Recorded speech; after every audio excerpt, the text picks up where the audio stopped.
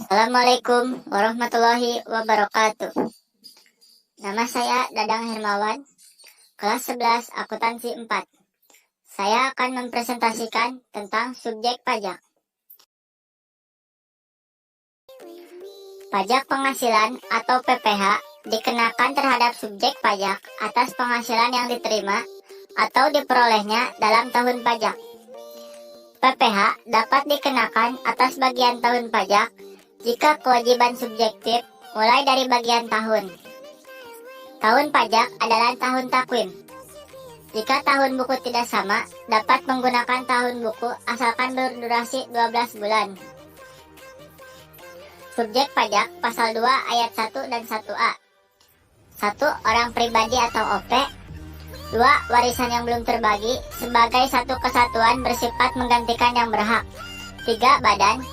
4. Bentuk usaha tetap atau BUT merupakan subjek pajak yang perlakuan pajaknya dipersamakan dengan subjek pajak badan. Subjek pajak pasal 2 ayat 2. Dalam negeri dan luar negeri.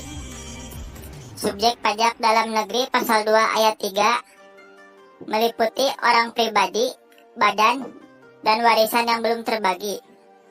Subjek pajak luar negeri pasal 2 ayat 4 orang pribadi yang tidak bertempat tinggal di Indonesia atau berada di Indonesia tidak lebih dari 183 hari dalam 12 bulan.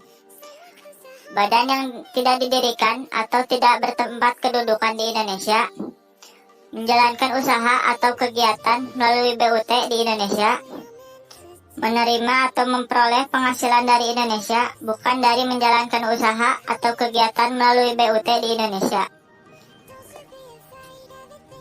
Badan usaha tetap pasal 2 ayat 5 bentuk usaha yang dipergunakan oleh orang pribadi sebagai subjek pajak LN, badan sebagai subjek pajak LN untuk menjalankan usaha atau kegiatan di Indonesia. Bentuk usaha tetap pasal 2 ayat 5. 1. Tempat kedudukan manajemen. 2. Cabang perusahaan. 3. Kantor perwakilan. 4. Gedung kantor. 5. Pabrik dan sebagainya.